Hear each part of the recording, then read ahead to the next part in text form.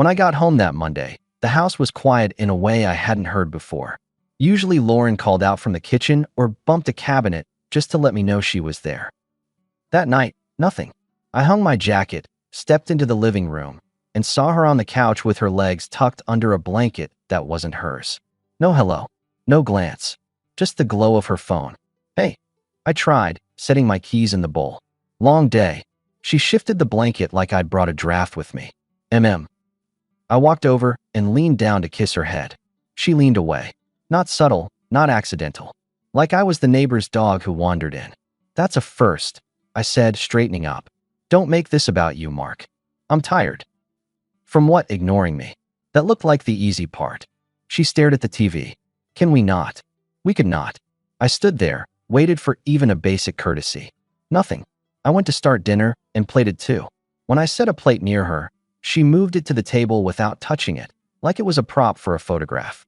If I'd known where this train was headed, I'd have stepped off before the first bend. But I decided to watch the view a little longer. I ate at the counter, listening for any sign she'd join me. When I rinsed my plate, hers was still pristine. I threw it out and made myself a sandwich for tomorrow. She went to bed early. Alone. The next day, I tried again. How about dinner out Wednesday? I asked in the morning, grabbing my thermos. I've got plans, she said, scrolling. Zumba. On a Wednesday? It's a schedule. Mark, look it up. In our shared calendar? Don't start. Already started, I told her, and headed out. I called Emily on the drive to work. She's Lauren's younger sister, a nurse with that dry humor you usually hear from people who've seen too much at night shifts. Emily and I have always gotten along because she likes clear talk. No fog. Everything okay? She asked after hello. You sound like you swallowed a hanger. Lauren's gone cold. Not the usual busy cold. Icebox. How bad? She dodged a hug like I was handing her a bill. Emily went quiet. Have you been gone too much? Work. I'm home. I ask. She shrugs. Try this, Emily said. Set something up that takes effort. Restaurant you've both wanted to try. Flowers because they're pretty, not to bargain. Ask once, not 5 times. If she's in, good. If she's not, you get data. I'm not trying to bribe my own wife. It's not a bribe if you're doing it for you. Either way, you'll know. I did it. I booked a table at the place Lauren had mentioned back in April. Picked up tulips at the corner market because she once liked tulips, probably still does if memory means anything. When I came in that evening, I kept my tone simple. I've got a reservation Friday, 7 o'clock, if you want it. She glanced up, spotted the flowers. What's that for? It's for our table being at 7 and I don't show up alone. Don't pressure me. Zero pressure. I'm going either way. Her mouth twitched. What's gotten into you? Boundaries, apparently. They pair nicely with tulips. She didn't answer. She spent that evening in the spare room, organizing a room that hadn't changed since last spring. She slept there, too, without a word. Message received. Friday came. I put on a fresh shirt, grabbed my keys, and looked into the spare room. It's 7. You can't expect me to drop everything because you booked something, she called from behind the door. Right? That would be asking to participate. She opened the door, looked me up and down. You look fine. I feel spectacular. I left. Ate a steak by myself. It was quiet and a little strange, but the food didn't judge. Emily texted around 9. How'd it go? She skipped. I replied. Steak didn't. I'm sorry, Emily wrote. Keep the dignity.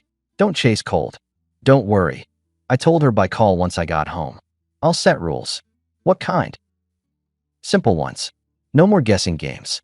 I'll be respectful, but I won't be available for Stonewall tours.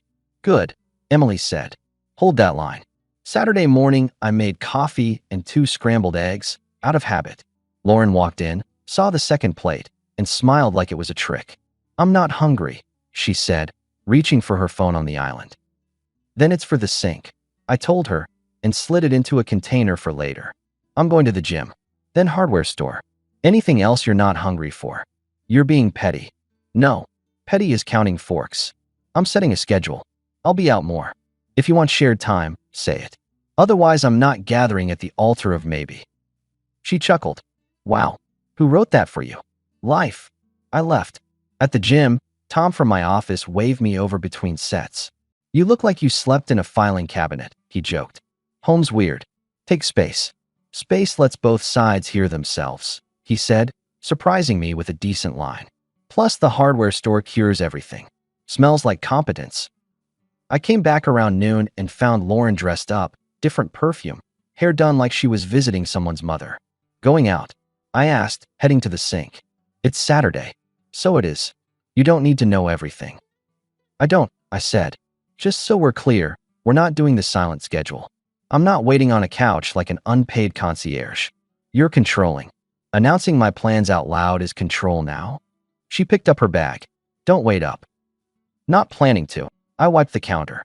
I've got a game on in an hour and a garage shelf to fix. She blinked, like I'd missed my cue to ask for details. She left. That night, I slept in the master.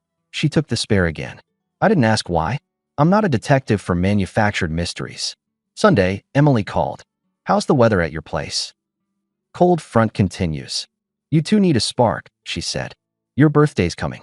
Throw something decent. Get people who actually talk. If she stays off to the side, that's data too. You think a party fixes this? I said spark, not fix. I'll help cook. I'll be there early in case you burn the brisket. You're assuming brisket. I'm assuming you bought too much meat already, she teased. She wasn't wrong. I told Lauren that afternoon. I'm hosting next Saturday. Family, friends. You in. Do what you want, she said, folding laundry that looked aggressively folded. Just don't make it about you. It's my birthday. Exactly. I laughed once and left the room. That laugh ended the pretense that we were still in the same conversation. The week got weirder. Lauren spoke to me in polite bulletin points. Trash day is Thursday, she'd say, setting the bin by the door. Thanks. That meeting of yours, still late? She'd ask flat, like she was reading a weather report. Yeah, I'll be home around 9. Fine. Tuesday night, I changed a joint rule. I took my name off our shared meal plan app and put autopay on the utilities from my separate account with a new budget. I left a printed note on the fridge, not to provoke, to formalize. New plan. I'll cover the mortgage and utilities. Discretionary is separate. If you want to coordinate, ask me in the morning. No more guessing. Lauren saw the paper, tapped it with a nail. You think cutting me out motivates me? It doesn't motivate anyone. It clarifies. She tilted her head. You're trying to punish me. No, I'm preventing a subsidy of coldness. She snorted. Big words. I can use small ones. I won't fund disrespect. That got a look. Then, here came the first soft turn. Wednesday, she brought me coffee to my desk in the den. Not her style. She set it down without drama. I know I've been distant, she said, looking at the window. I've been stressed. I hear that. I could try dinner tomorrow, she added. If you don't turn it into a lecture. No lectures. 7 works. She nodded and left. I took the coffee. Sipped. Waited for the other shoe. It landed Thursday at 6:58. I'm not feeling it, she called from the bathroom. You go? Bring me something. I made a reservation for 2. Then cancel or take Tom or your weights. I leaned on the doorframe. This is you trying? I'm not a robot, Mark. No, you're a thermostat that only turns down. She glared. Don't be cruel. Not being cruel. Being accurate. She closed the door. I went to dinner alone again, but this time I ate quickly and met Jason at the bar near work for an hour. He doesn't sugarcoat. You look better, he said after I told him enough. She can come back warm or stay cold. Either way, you're not a doormat. That's how a man operates. I'm hosting Saturday, I said. Good, he said. Put people who care in the room. Make it your place again. When I got home, Lauren was already in bed. She made sure to cough when I walked by, a reminder that my life should orbit hers. Saturday list is on the counter, I told the hallway. If you want to add anything, do it by tomorrow. I'm not your assistant, she shot back. Then don't add anything. Friday night, Emily texted. I'll be early. Your grill hates me, but I'll fight it. Bring your stubborn streak, I wrote. Always, she replied. And Mark, don't absorb her cold. Keep your center. Saturday came with sun. Emily showed up at 10 with a bag of groceries and a glance that did too much. You okay? She asked at the door. I will be when this thing is done. You will be now, she corrected, stepping in with the easy authority of someone who's put people back together in emergency rooms. She prepped the vegetables. I trimmed the meat. We moved like we'd practiced, which we hadn't. Lauren came in around noon in a dress that said guest, not host. She scanned the counter, paused at Emily's hand near mine. "Oh, you're early," Lauren said. "I promised I would be," Emily answered, wiping her hands. "We need extra time with those skewers. Mark, taste this marinade." I did. "Perfect." Lauren adjusted a vase. "Don't overdo it. It's not a wedding. It's not anything with vows," I said, loading the tray. "It's a birthday." People filed in by two. Jason brought his wife, who hugged me like a brother. Our neighbor, Mrs. Diaz, arrived with her famous salsa and the ability to see through walls. She hugged Lauren, then pinched my arm softly. "You smile," she ordered. "Yes, ma'am." Music low, grill hot, backyard full. I moved through it, shaking hands, taking plates, answering normal questions. If you're wondering where the awkwardness sat, it sat wherever Lauren stood. She orbited the crowd like a free agent, laughing with everyone else, tapping arms, showing pictures, never once checking if I made eye contact. A new game. I don't know the birthday man. Jason leaned in at the cooler. "You seeing this?" "I'm blind, but I smell smoke." "She's working a room you pay for," he said. "Don't swallow it." "I won't." And I didn't. I let it be her performance. I did my own thing. It felt calmer than it sounds. As the afternoon warmed, Emily and I ended up by the side gate to get away from the noise. She handed me a glass of something non-alcoholic and leaned against the fence. "She's pretending you're background," Emily said quietly.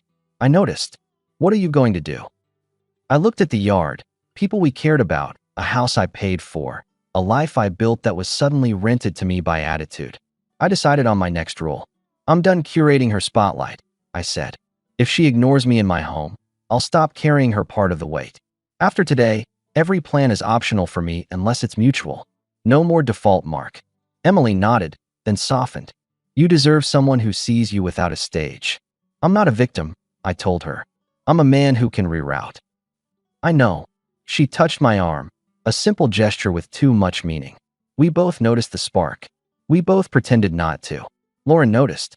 She cut across the lawn like she'd smelled rain. "What's this?" she asked, tone sweet for the guests. "Shade," I said lightly. "It's hot over there." Emily stepped back a half step. "I was just telling him the salad needs refilling." Lauren smiled at me in a way that wasn't a smile. "Make yourself useful, birthday boy." "I'm hosting," I replied. "I've been useful since 10. Could have fooled me." She tossed and walked away to hug Jason's wife like nothing happened. Mrs. Diaz saw the exchange. Later, while she snuck me another plate of her salsa, she whispered, "Mijo, don't let anyone talk to you like furniture." Not planning to. Toward evening, after the cake and the obligatory off-key singing, I tried to start a short toast. I tapped my glass. "Thanks for being here." Lauren cut me off, loud and cheerful. "Oh, before Mark talks, has everyone tried the grilled pineapple? So good." She waved a skewer in the air like a baton. People murmured, turned heads, moved. My moment left with the breeze. I put the glass down. "Never mind," I said, not angry, just done. I turned to Emily. "Walk with me to the driveway." She nodded.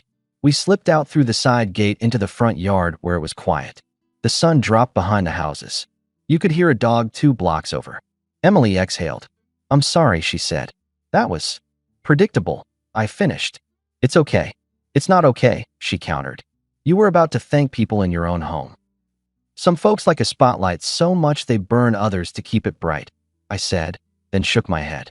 "Forget it. How are your night shifts?" We fell into conversation, work stories, stupid jokes, old family memories that made me laugh for the first time in weeks. My shoulders dropped. I didn't realize how tense I'd been until the tension let go. It felt normal, good, dangerous and good. Then a door slammed. Lauren appeared at the corner of the house, like a siren. "So that's where you two ran off to," she said, stepping closer. "Fresh air," I told her. "Fresh air looks a lot like flirting when you two do it." Emily straightened. "Lauren, don't." Lauren ignored her. "Everybody's asking where the man of the hour went," she said to me. "Crazy that I have to fetch you at your own party." I went to breathe. "With my sister?" "Of course." She folded her arms. The yard lights clicked on, and for once I didn't feel lit up. I felt clear. "Lauren," I said calmly, "you spent the day acting like I was a coat rack." I took a break. "You're dramatic." "I'm measured." "You're rude," she snapped. "Standing out front with my sister when you should be with the guests." I've been with them for hours, I said. You've been with them instead of me. Because you make everything heavy, she fired back. You walk around like a warning sign. Or, I said, shrugging, you've been trying to train me with cold and I decided I'm not a dog. Her eyebrows lifted like I'd said something illegal. Guests drifted closer, catching tone if not the words. Mrs. Diaz stood in the driveway now, concerned. Lauren glanced at her audience and modulated. We'll talk later, she said, trying to pull it back. No, I answered. I'm not rehearsing inside tonight. I'm taking a drive. The food's done. The house is clean. The host is clocking out. Lauren stared. You're leaving your own birthday? I'm leaving a performance I didn't audition for. I turned to Emily. I'm going to clear my head. I'll check the kitchen, Emily said quickly, reading the field. Make sure someone wraps the leftovers. I stepped off the porch and walked to my truck. Behind me, Jason called. You good? I'm fine, I told him. Lock up at 10. I opened the door, sat, and closed my eyes. 10 seconds later, the passenger door opened and Emily slid in. Don't, I started. Just drive, she said. If I stay back there, I become the prop, and I'm done being props for anyone. We pulled away slow. I didn't turn the radio on. The silence was the kind of silence you owe yourself and don't get often. You didn't have to come, I told her at the light. I know, she said. I wanted to. People will talk. They talk anyway. She looked out the window. Where to? Nowhere, I said. The best place. We drove the long loop by the river. The sunset put a soft line on the water. Emily told me about a patient who remembered every nurse's name and still thanked the custodian first. I told her about Tom's weird gym philosophy. We laughed at the same dumb jokes. For 20 minutes, I forgot the lawn, the sideways comments, the list of new rules I'd written for myself. I needed this, I admitted. She looked at me. I know. I dropped her at her apartment at 9. She put her hand on the door handle, paused, then leaned over and hugged me. Not a quick relative hug. A full, long, steady one. No words, no story. When she pulled back, she looked like someone trying not to overstep and already a mile past it. I've been keeping that hug in a box, she said quietly. Couldn't keep it there tonight. I noticed, I said. I felt steady for the first time in weeks. Thank you. Text me when you get home, Emily said, finger on the glass. I did. She replied with a heart, then deleted it and sent a thumbs up. I smiled the rest of the drive. After that, Emily and I walked every day. Not a secret, not a billboard. We met at the park after her shift and before my evening lifts. We sat on a bench, shared a sandwich, talked about things that weren't me being a disappointment in my own house. It wasn't a date, not officially. It felt like oxygen. I got home most nights around 9:30. Lauren took inventory when I opened the door. Late, again. I told you before I left. I'd say, putting my keys down. Convenient. Scheduled, I'd correct. She glared and went to the spare room. The bed and the master stayed too neat. Midweek, she offered the second illusion. I came home to the smell of roasted chicken and a clean kitchen. Candles, even. She wore the soft sweater I used to like. She set a plate on the table and motioned. I thought maybe we could reset, she said. Which part? I asked, sitting. The part where I'm a ghost in my house, or the game where I pretend not to see it? She took a breath. I'm saying I'm trying. Okay, I said. Thank you. We ate. It was good, and for 10 minutes we were nearly normal. Then she reached for her glass and slid a list across the table. Since we're being honest, she said, I need you to be more proactive about the things I've been asking for. The guest bathroom needs retiling. I want you to plan one special date per week without me having to remind you.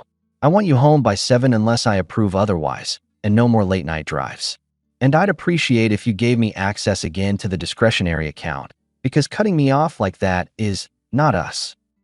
There it was, affection with a form attached. I pushed my plate back an inch. You're proposing rules for my time, my money, and my movements. I'm proposing structure, she argued. You used to be spontaneous, and now you're stubborn. I'm steady, I said. Steady is what keeps houses upright. You're boring and resistant, Mark. And you're trying to train a man you didn't build, I answered. I won't be managed. She blinked. You're twisting everything. No, I'm just not signing your terms. She crossed her arms. So the chicken was for nothing. No, it was good chicken, I said dry. Thank you for cooking. I'm going to the gym. We can talk tomorrow at 7:30. If you show up. She stared at me like a negotiation had just fallen apart. It had. I grabbed my bag and left. The next 10 days, her resentment got creative.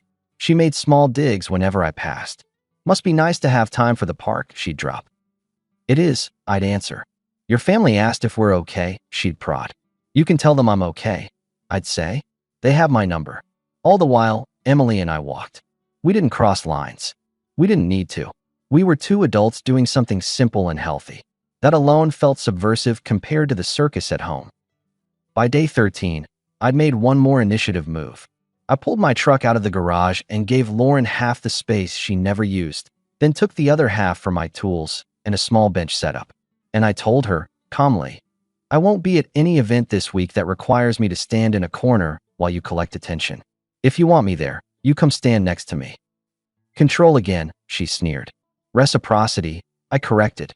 I'm done appearing without a partner. She laughed once like I'd told her a bedtime story. The next night, she finally broke. I walked in at 9:20. Keys in the bowl, shoes by the mat. Lauren waited in the kitchen like a prosecutor who'd lost patience. Where were you? Park. With who? People walk there, I said evenly. With my sister, she snapped. Yes. How long has that been going on? 2 weeks, I replied. We walk. We talk. You think I'm stupid? I think you've been acting like I'm invisible. You expected me to orbit. I stopped. Her eyes flashed. You think I don't see what's happening? You two getting cozy, my own blood. I thought you didn't care. I cut in. You've been performing disinterest like it pays. She stepped closer. You don't get to punish me for setting boundaries. Setting boundaries is saying what you won't accept, not icing your husband and then ordering him to do tricks, I answered. You've been cold. You've been mocking. You've been gone. And now you're angry. I found conversation somewhere else. I wanted you to try, she shouted. Try what? Beg. Compete with your mood board? I wanted you to win me back. She threw, like she'd said something noble. I laughed. Couldn't help it. It wasn't loud. It was tired. Win you back from where? We live in the same house. You ignored me, she declared, flipping the history like a card trick. I've been reaching out and you've been off at the gym and the park. Stop, I said, palm up. You went cold first. You slept in the guest room. You skipped dinners. You cut me off from basic civility. And when I set a schedule and a budget, you tried 2 soft moves and then brought a list of demands like it was a service plan. I've been doing everything, she insisted. You don't see it because you're selfish. Right? I said, dry as the desert. I'm selfish for not funding your attitude. She pointed at the hall. If you walk out right now, you prove me right. About what? That you're a coward. There it was, her favorite dare. I looked at the hallway to our room, then at the bag on the laundry chair. I didn't yell. I didn't ask. I moved. I went to the master, pulled a duffel from under the bed, and started loading. 2 pairs of jeans, work shirts, gym stuff, toiletries. Practical. I grabbed my passport because I'm not an amateur. On the way out, I took my laptop and the lockbox with documents. No theater, just logistics. Lauren followed, narrating like a commentator who'd lost the plot. You're running. You're making a scene. You're going to regret this. You can't just leave when it's hard. I leave when it's dumb, I said, zipping the bag. You'll crawl back, she said, heat creeping into her voice. You always do. I've never crawled anywhere. You're really going to throw away a marriage because you're mad I wanted more from you? You didn't want more, I answered, standing in the doorway with my bag. You wanted control, and you gambled that I wouldn't go. Bad bet. She blocked the hall. Say you're not seeing her. I'm walking with a woman who listens, I replied. That sentence shouldn't be a scandal. You're disgusting. I'm done, I said, not rising to her word. Think what you want. This marriage is over. I stepped around her, went to the front door. Coward, she threw. I opened the door, paused, looked back once. Strong men don't stay where they aren't respected, I told her. Lock up behind me. I left. No slam. Just the click of a bolt that didn't mean much anymore. I sat in my truck and did the next rational thing. I called Emily. She picked up on the second ring. You okay? I'm out, I said. It blew up. She called me everything but my name. I packed a bag. Hotel. Emily asked, voice tight. I don't want to be alone with a vending machine. Then come here, she said immediately. I have a couch that tries to be a bed. You're not paying for a room on your birthday week. Are you sure? I'm sure, she said, then added softly. You're not a stranger, Mark. I drove over. When she opened the door, she didn't ask for a recap. She put her hands on my shoulders, stood on her toes, and kissed me. It wasn't dramatic.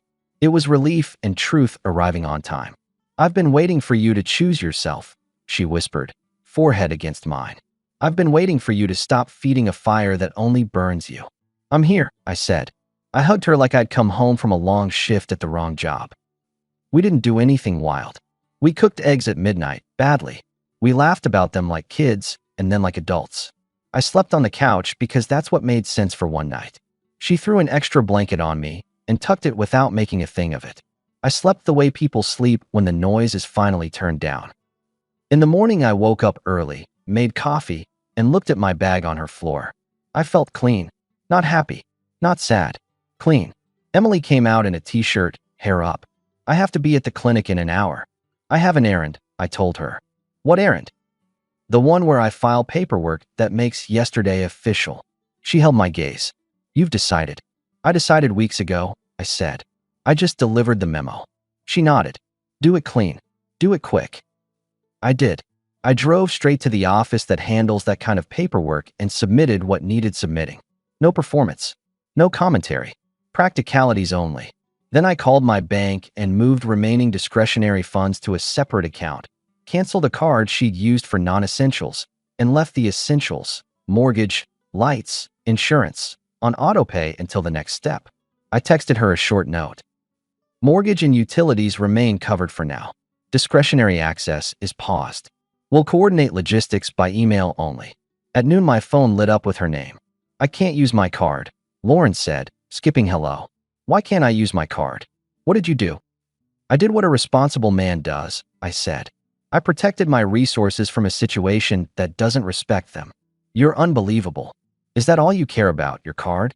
You can't starve me, she snapped. No one's starving, I said, voice calm. The lights are on. The house is secured. The rest isn't your shopping spree anymore. Turn it back on, she demanded. No, I answered and hung up. Not to be cruel. To end a useless loop. By evening, news moved through the family. Emily called to warn me. She's telling people she dumped you because you were inappropriate with me, Emily said, voice flat. Of course she is. I already spoke to Mom, Emily added. I told her the simple truth. She iced you for a month and then got jealous when you spoke to anyone who wasn't her reflection. Mom didn't argue. Jason texted, heard the spin. People were at the party. They saw. Heads up. Mrs. Diaz told half the block you're a gentleman and Lauren was on a stage. You've got witnesses. I didn't defend myself in a group chat. I didn't campaign. People who needed to know had eyes. I went back to Emily's after dinner with a bag of groceries and cooked properly this time. We ate at her tiny table and didn't make future speeches. We just stacked plates and moved like we'd done this for years. Over the next 2 weeks, logistics got manageable. I found a small place on the edge of town with a garage big enough for a bench and a backyard that didn't need me to apologize for it. I bought a used pickup that smelled like pine cleaner and last fall. I moved my clothes and my quiet. I told Lauren the date the movers would grab the tools. She didn't show. She sent 3 texts about what people will think and one about you'll be sorry when I'm gone. I didn't reply. People did talk. They always do. But when your neighbor saw you try to toast in your own yard and your wife cut you off to wave a skewer, the narrative writes itself. Weeks later, after papers and more emails than one man deserves, the formal part ended. We split what made sense to split. She got half of savings. She lives on that now. That's not triumph. That's math. She tried to get the sympathy tour going again, but sympathy dries up around people who use it as a weapon. I didn't gloat. I went to work, lifted weights, and took Emily to the Saturday market where she pretended not to hate radishes. We drove nowhere just to talk. We spent Sundays in my little backyard, where she read on the step while I sanded a piece of oak for a table that will outlast the story that built it. People ask if I regret how fast I moved that last week. I tell them I moved slow for a month, and then I moved once clean. There's a difference between patience and letting someone train you to accept less than basic respect. I learned the difference on my own birthday, standing by my own fence, while the person who promised me partnership worked a crowd like partnership was a punishment. I got my last word in when I walked out. I didn't whisper it. I didn't mail it. I delivered it like a man who knows what he's worth, with a packed bag, a clear bank statement, and a door that closed once. Now I live simple. My place is small, clean mine. My truck starts in the morning without a fuss. My phone buzzes at 5 with a text from a woman who doesn't need a stage to feel seen. We cook enough for leftovers and give Mrs. Diaz a plate when she walks by on her evening loop. Jason comes over to watch a game and complains about his back like it's a hobby. Tom still says the hardware store smells like competence, and he's still right. As for Lauren, I don't keep up. People mention she's quieter. They say she told a few friends I changed overnight. Mrs. Diaz just shakes her head and says, he changed back. That's closer to the truth. If there's a moral, it's boring and strong. You can't save a house by heating only one side. You can't hold a marriage by begging the cold to warm up. You make a rule. You keep it. You walk out if the rules get laughed at. And if you're lucky, you find a porch where someone hands you coffee without wanting your paperwork first. I didn't need fireworks for closure. Just a clean morning, a steady schedule, and the knowledge that I don't live in a home where I'm treated like furniture. That's not drama. That's a man's life, properly run. And that's enough.